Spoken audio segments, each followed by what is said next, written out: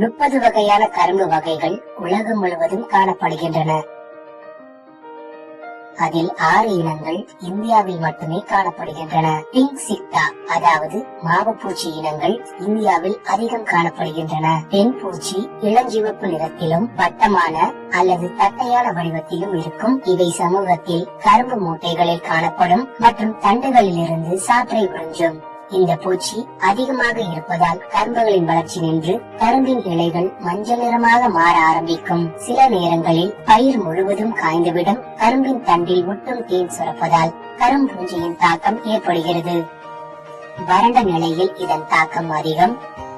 இது ஜூலை முதல் ஆகஸ்ட் வரையிலான மாதங்களில் அதிகமாக காணப்படும். இந்த பூச்சியின் தாக்கம் தாமதமாக முதிர்ச்சியடையும் இனங்களில் அதிகம்.